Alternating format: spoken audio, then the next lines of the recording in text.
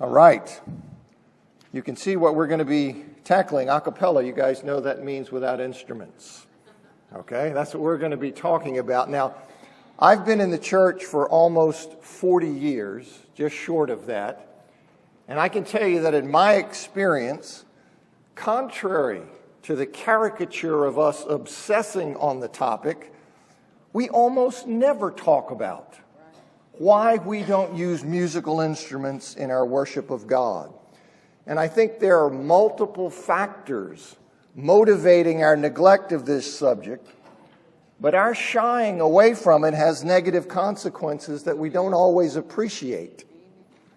And the failure to teach on this topic, it has left the impression with many people, especially younger people, that a cappella worship is not a matter of God's will, but it's a mere human preference, an optional practice that we inherited from the 19th century American Restoration movement and continue to follow either because we simply enjoy it or because we're trapped in tradition. And some of you, I suspect, feel that way. Now, those who think that, who believe that a cappella worship is a mere human tradition, can easily grow frustrated with and resentful toward those who insist on the practice. You see, in their minds, that's nothing more than selfishly insisting on one's own way, imposing one's personal preference on the group, and being unwilling to accommodate what they see as another equally valid preference. So the failure to teach on the topic, it ends up fueling a lack of respect for the a cappella view and ultimately disharmony. Now, I'm convinced that a cappella worship is indeed a matter of God's will. And that's not a conclusion I arrived at lightly. It is the result of much study, and my goal in this class is to share the fruit of that study with you. Now, this is one of those issues that to address properly requires one to take a broader theological scope. And I think that's part of the problem, that we've tended to substitute short answers, the theological equivalent of sound bites that understate the strength of the a cappella position. And in doing that, I think we've done a disservice to our brothers and sisters. And I hope in this class to provide you a fuller picture, but you're going to need to stick with me and stay engaged. You can't zone out. You see, stay with me on this. Now, though I think it is wrong, I think it is sinful to use instrumental music in the worship of God, I don't believe those who disagree with me on the issue are for that reason bound for hell. Now, that doesn't mean the issue is unimportant. It is not, everything isn't divided into hell-bound or trivial. It doesn't mean the issue is unimportant. No aspect of God's will is unimportant. And as Christians, we are devoted to pleasing God in everything. It simply means that, in my opinion, this is one of the many issues regarding which God will forgive the Christian's sincere error, either mine or theirs. This is one of those things. If every incorrect belief or practice, every misunderstanding of God's will consigns one to hell, well, we're all in trouble. Now, I couldn't worship with a group that uses musical instruments, as it would offend my conscience. But I can still consider them my brothers and sisters in Christ. Now, I know some, maybe most, in churches of Christ disagree with me on that. But that's how I see it, so that's what I tell you. Now, if you're already convinced that instrumental music is acceptable in the worship of God, all I can ask is that you give me a fair hearing. Okay, try to listen to the entire presentation, which is going to take weeks, but try to listen to the entire presentation with an open mind, and then decide if you think that my understanding has merit. If you can't do that, at least don't cover your ears, yell, and grit your teeth at me. All right? Let's agree to that. Now, if nothing else, I hope you'll learn some things in the class and gain a new respect for the a cappella position. It is not the result of ignorance, and it is not the result of idolizing the church of the 1950s, as one sometimes hears. Now, it will certainly help if you can attend all the classes or view online those that you miss, because they all fit together in establishing the point. Now, in the class, I'm going to quote many scholars, and I will oftentimes provide you information about their academic qualifications. I know that annoys some of you, okay? I know that, but you need to know the number and caliber of sources on which I rely in making certain assertions, particularly regarding matters of history. You need to know that I'm not blowing smoke or passing off as fact the opinion of some unqualified poser, somebody I pulled off the internet. The people I cite are respected scholars, often specialists in the relevant disciplines, and with the exception of Everett Ferguson, they are not affiliated with the Church of Christ. Now, I say that lest you think I'm giving a false impression of the scholarly landscape by selectively citing only our people. I'm not doing that. And I hope that by making the series available on the internet, it will help some people beyond this room. And I'm grateful always for Bernard Dawson and his recording and putting the classes online, for Rich and his doing that on the church website. Now, something's happened to my classes on the church website. They're not there. I'm hoping that that'll get fixed or whatever, and that these will wind up being there so you can access them there also. All right.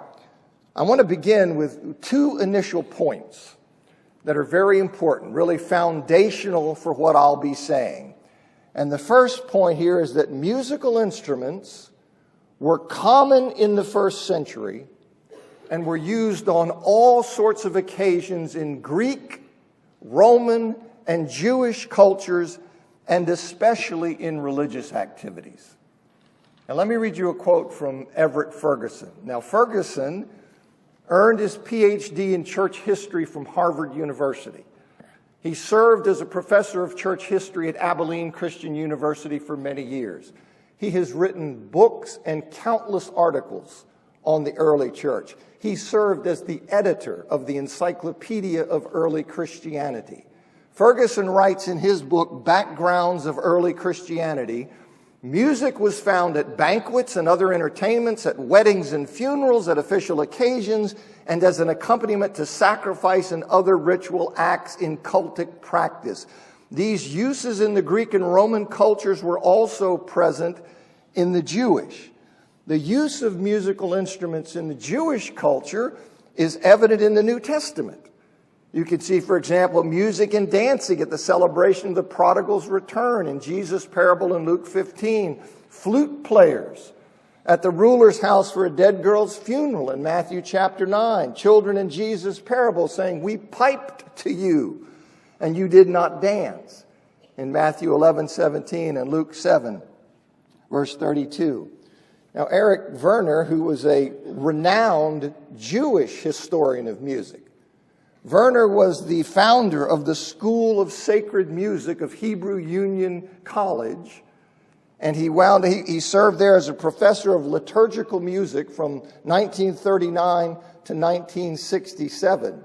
And he writes in the Interpreter's Dictionary of the Bible, the Jews consider themselves a particularly musical people, as we learn from their literature.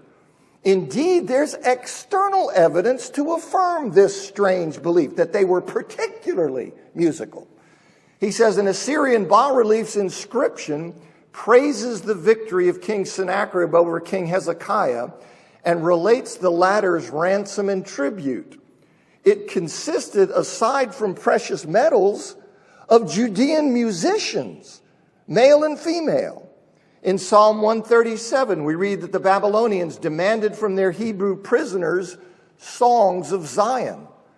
To ask for musicians as tribute and to show interest in the folk music of a vanquished enemy was unusual indeed. Now, in keeping with the requirements of the Old Testament, musical instruments also were used in worship in the Jewish temple. In the Dictionary of Biblical Imagery, it says, "Indeed, the Israelites excelled in music, perhaps more than any of their contemporaries, and nowhere more so than in their corporate worship. From the beginning, music and song were at the heart of temple worship, a tradition that continued when the Second Temple was built. The scale on which this took place was impressive. There were string, wind, and percussion instruments." So I want you to see this first point is that these instruments are used on all sorts of occasions. They are used in Greek, Roman, Jewish cultures, perhaps especially in Jewish cultures, and they're used in religious activities.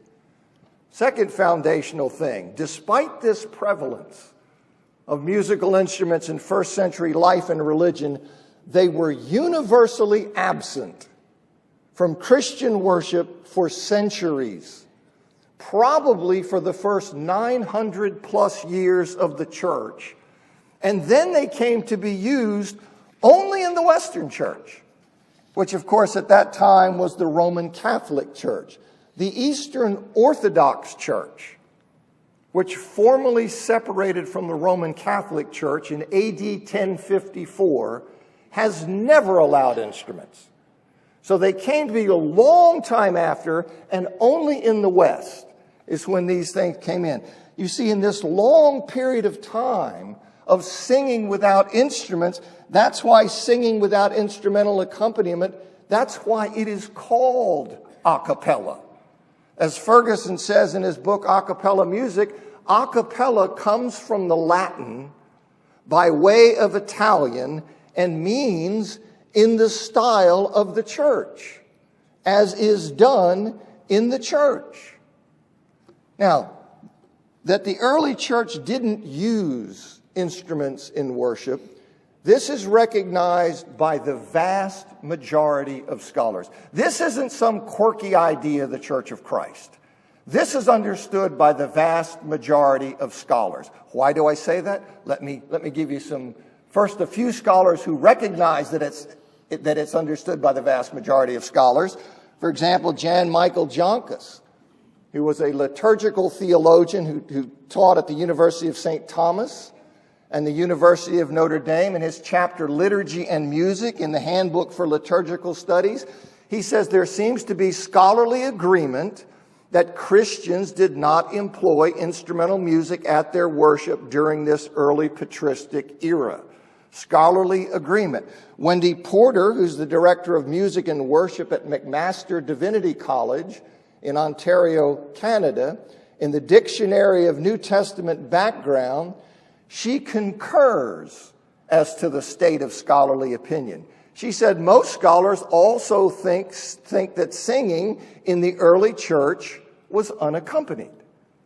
Now, Everett Ferguson, he puts the matter more forcefully in a paper titled Congregational Singing in the Early Church. This is a paper he presented at a symposium in 2007. Ferguson says it probably goes without saying in this context that the singing in the early church was unaccompanied by instrumental music. This fact is recognized by nearly all historians of church music and of Christianity in the ancient and early medieval periods.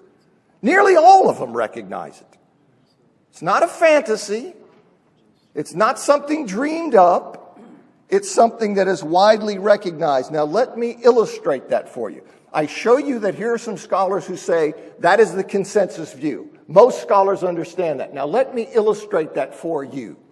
Beginning in the late 19th century, Frederick Ritter, who was professor of music at Vassar College, he wrote in his book, The Student's History of Music, "We have no real knowledge of the exact character of the music which formed a part of the religious devotion of the first Christian congregations. It was, however, purely vocal. Instrumental music was excluded at first from the church service. Joseph Otten, he's a church musician educated at the Liege Royal Conservatory of Music in Holland. He writes in his article, Musical Instruments in Church Services in the Catholic Encyclopedia. Otten says, for almost 1,000 years, Gregorian chant without any instrumental or harmonic addition was the only music used in connection with the liturgy. Gerhard Geitman was a teacher of classical languages and aesthetics at St. Ignatius College in Holland. In his article titled Music in the Catholic Encyclopedia, he says, although Josephus tells of the wonderful effects produced in the temple by the use of instruments, the first Christians were of too spiritual a fiber to substitute lifeless instruments for or to use them to accompany the human voice. George Stewart, who was a reverend of the Church of Scotland, in his book Music in Church Worship, he says, in the early Christian church there was, however, a strong feeling against the use of instruments in divine worship. Theodore Finney, he was the head of the Department of Music at the University of Pittsburgh. In his book, A History of Music, Finney says the early Christians refused to have anything to do with the instrumental music which they might have inherited from the ancient world. Then he says elsewhere, we have seen that at the very beginning of the Christian period, the church eschewed all use of instruments in its service. Hugo Leichtentritt was a professor of music at Harvard University. In his book, Music, History, and Ideas, he says, only singing, however, and no playing of instruments was permitted in the early Christian church. Ilian T. Jones, he was a professor of practical theology at San Francisco Theological Seminary. He states in his book, A Historical Approach to Evangelical Worship, instruments have not always been used in Christian worship. Apparently, through the early centuries, certainly throughout the medieval period, the chants, recitatives, responses, and chorus music were unaccompanied by musical instruments. In his work, Erich Werner, I mentioned him, he was a renowned Jewish historian of music. Werner writes in his book, Ancient and Oriental Music, he says, in the primitive Christian community, instrumental music was thought unfit for religious services. The Christian sources are quite outspoken in the condemnation of instrumental performances. Originally, only song was considered worthy of direct approach to divinity. James McKinnon was an internationally respected historian of music and liturgy. He's a Roman Catholic, or was. He earned his PhD from Columbia University in 1965. His doctoral dissertation was titled The Church Fathers and Musical Instruments. Afterward, he published many works in the field of early music, including the 1987 book Music in Early Christian Literature. In an article published in the journal Current Musicology, McKinnon writes, the antagonism which now remember his doctorate was on church fathers and musical instruments. That was his dissertation. He says the antagonism which the fathers of the early church displayed toward instruments has two outstanding characteristics. Vehemence, they really opposed them, and uniformity, they all opposed them. He says, a careful reading of all patristic criticism of instruments will not reveal a single passage which condemns the use of instruments in church. Now, it's not like they're saying it's okay to use them in church. Just listen to what he says, what that means. He says, a careful reading of all patristic criticism of instruments will not reveal a single passage which condemns the use of instruments in church. The context of the condemnation may be the banquet, the theater, or the festivities accompanying a marriage, but it's never the liturgy. The implication for the performance of early Christian music is obvious. Not only was it predominantly vocal, it was so exclusively vocal that the occasion to criticize the use of instruments in music never arose. Instruments in church never arose. You see, so you don't have that. Why? Because they weren't doing it there. Nobody was doing it there. Christian Hanneck was professor at the Bavarian University in Germany. He was the director for the Institute of Liturgical Studies at the Ukrainian Catholic University. And in his article on the music of the early Christian church, as published in volume 4 of the 20-volume work, The New Grove Dictionary of Music and Musicians, Hanneck says, the religion of classical Greece and the Jewish temple liturgy both used musical instruments extensively as literary descriptions and artistic representations show. By contrast, early Christian music excluded them completely. There is much evidence for this prohibition. Everett Ferguson, I've already introduced Ferguson. He says in his book, The Instrumental Music Issue, the testimony of early church history is clear and strong that early Christians employed vocal music but did not employ instrumental music in their assemblies. Edwin Good is was emeritus professor of religious studies at Stanford University. Good writes in the Oxford Companion to the Bible, music expected to dispose the mind to truth and open the heart to pious feelings was subordinate to words. Thus, though the Psalms refer to instruments and secular music freely used them, Christian liturgy was purely vocal until the 13th century revival of the organ to accompany singing. And then he says, organs were known in some European churches well before the 13th century. So when he says 13th century, he's saying that's when it took over. And I do know that in some European churches, it was before the 13th century. Okay, but you still have this long period of time when nobody in churches is using instrumental music. W. Robert Godfrey, he's president and professor of church history at Westminster Theological Seminary in California. Godfrey writes in his article titled Ancient Praise, another feature of ancient praise, which is rather certain, is that the ancient church did not use musical instruments in its worship services. That may come as a major surprise to most modern Christians, but the evidence is very strong. Edward Foley. Foley is professor of liturgy and music at Catholic Theological Union in Chicago. In his book, The Foundations of Christian Music, Foley acknowledges the absence of musical instruments in Christian worship from the beginning. He says the reasons for the absence of instrumental music, probably even the shofar, from Christian worship are complex. And then he adds, he writes, he concludes, he says, the absence of instrumental music in the primitive Christian community, therefore, is not simply due to its having no other option. Rather, it seems intimately wed to the embrace of democratic forms of worship, as you have in Christianity, a rejection of temple priesthood and sacrifice. You will hear me say much more about that later.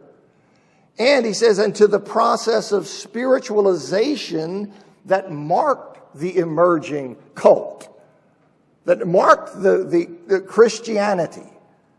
So this is what Foley says. Hughes Oliphant Old is the John Lath Professor of Reformed Theology and Worship at Erskine Theological Seminary. Old says in his book, Worship Reformed According to Scripture, it was only at the beginning of the 9th century that the church began to use organs. Up until that time, there was no instrumental music in Christian worship. Paul Westermeyer's professor of church music at Luther Seminary in St. Paul, Minnesota. And Meyer writes in his book, Let the People Sing, Hymn Tunes in Perspective. He says, we know that for the first millennium, musical instruments were not used in church and still are not used in the Orthodox Church. He says that same year in an article titled Music in the Encyclopedia of Christianity, for 1,000 years, the church in the East and West followed this example of being purely vocal. J. Peter Burkhalter, he's Distinguished Professor of Musicology at Indiana University. Donald J. Grout was Professor of Musicology at Cornell University. Claude Palaska was the Professor Emeritus of Music at Yale University.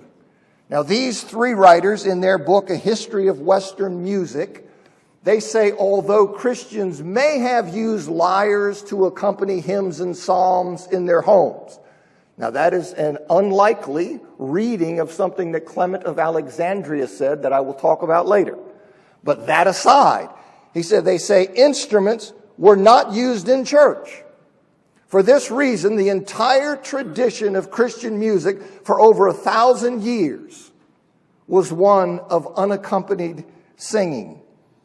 Benno Zwedum, who's Associate Professor Extraordinary of Church History at the Theological Faculty of Northwest University, that's in South Africa, Zwedum says, most people would be surprised to learn that the early church did not use musical instruments to accompany congregational singing. The New Testament church worshiped in spirit and in truth. I think he's right on with that, and I'll have more to say about that later. But he says, using the biblical psalms, hymns, and spiritual songs, the church, considered that a spirit-filled human voice was sufficient and that she was no longer in need of the musical crutches of the Old Testament dispensation of shadows. And I think this is something that is on track. Andrew McGowan is dean and president of the Berkeley Divinity School at Yale University. And in his book, Ancient Christian Worship, he says this robustly non-instrumental tradition, which was to remain characteristic of Christian churches into the Middle Ages and beyond in the East, is in any case clear as a feature of ancient Christian worship, even if its roots remain at least partly mysterious. Now, as for the length of time, how long was it before the church began to use instruments? Ferguson writes in the Encyclopedia of Early Christianity, he says, the Christian heritage of vocal music was transmitted to the Middle Ages in the West by way of the Gregorian chant or plain song. The organ appears to have moved from the court ceremony of the emperor to the church, but only in the West. Eastern Orthodox has never allowed instruments. He says, but only in the West, and it is debated whether this occurred in the 7th century or the 10th. Now, you will find some people who will say, well, it was the 9th century, or people who will say it was the 11th century. But he says that the main contenders are 7th century and 10th century. If it's the 7th century, you're still a long way down the road, right? You're over 600 years, because the 7th century date that they're talking about is the alleged introduction by Pope Vitalian in the year 670. So you're still more than 600 years down the road, if it were the 7th century. But it's not the 7th century. That's almost certainly wrong to think that Pope Vitalian did in fact introduce instrumental music. The claim that the organ was admitted into the church in the 7th century in 670 AD by Pope Vitalian, that is rooted in a history of the church that was written by Bartolome Sacchi, who was known as Platina, in a work that was first published in the year 1474. And as Peter Williams, who's the Distinguished Professor of Music at Duke University, as Peter Williams explains in his book, The King of Instruments, how churches came to have organs, Platina, or Bartolome Sacchi, he relied on the earlier work of an Italian historian, Tolomeo of Lucca. And Tolomeo of Lucca, his ultimate source was the life of St. Gregory that was written around the year 880 by Johannes Maimonides, who was also known as John the Deacon. Now, what's the deal? So the ultimate source of this goes back to Maimonides' work, Life of St. Gregory, in 880. But the phrase in Johannes's work, that work in the Life of St. Gregory, that's been taken as connecting Pope Vitalian with organs, this word, or words, modulationis organum, that meant, as William says, that phrase meant, he says, the phrase in Johannes's work that has been taken as connecting Vitalian with organs meant, now I'm quoting Williams here, quote, surely not some kind of instrument, organum, nor even vocal counterpoint, organum, but most probably the approved chant itself and or its texts. In other words, to quote Williams again, the whole story of Vitalian's introduction of the organ seems to be based on a misunderstanding. So we have here, Ferguson says that it's debated whether it's the 7th century or the 10th century. I say even if it's the 7th century, we're way down the road. But what I want you to see, it's very unlikely it was the 7th century, because that seems to be based on a misunderstanding of the words in the root source. And that's not according to me. That's according to the distinguished professor of music at Duke University in his book on the subject. So either way, I want you to see that that's where we are. Now, so I tell you, the church didn't use instruments for a real long time. The majority of scholars, the vast majority of scholars recognize that. I give you a number of scholars who acknowledge that is in fact the consensus view. Then I run through all these quotes to illustrate that consensus for you, so you're not left just with these people saying, that's what most scholars believe. I wanted you to see. Okay, so I ran through those. But you may be going, okay, that's fine. I now understand that the consensus view that most scholars recognize that the church didn't use instruments for many centuries. But you say, I want to know why. Why do they think that? What has led the majority of scholars, the vast majority of them, to conclude that the church did not use musical instruments for many centuries? Well, the conclusion of scholars that the church didn't use instruments for many centuries, that's based on two things. It is based on the New Testament, and it's based on the non-canonical writings of early Christians, meaning the writings of early Christians that are not part of the New Testament. So you have these two things together driving the scholarly consensus that instruments were not used in church for many, many centuries. Now, as for the New Testament, what does the New Testament have to contribute to this conclusion of scholars? Well, as for the New Testament, musical instruments, musicians, or instrumental music are never mentioned as being part of Christian worship, though singing is mentioned on multiple occasions. These other instruments, musicians, instrumental music, never mentioned. Yet singing is mentioned many times. Matthew and Mark report that Jesus and the disciples sang a hymn after he instituted the Lord's Supper. And Paul and Silas sang while in stocks in prison. Nothing is said of instruments, musicians, or instrumental music. In 1 Corinthians chapter 14, Paul addresses and regulates the worship assembly in Corinth. He mentions singing, but he says nothing about musical instruments, musicians, or instrumental music as part of their worship. When he mentions the flute and the harp in chapter 14, verse 7, as part of his illustration of the inappropriateness of speaking in tongues in an assembly without an interpreter, he describes them disparagingly as lifeless. As lifeless. And Paul speaks of singing in Christian assemblies. That setting is implied.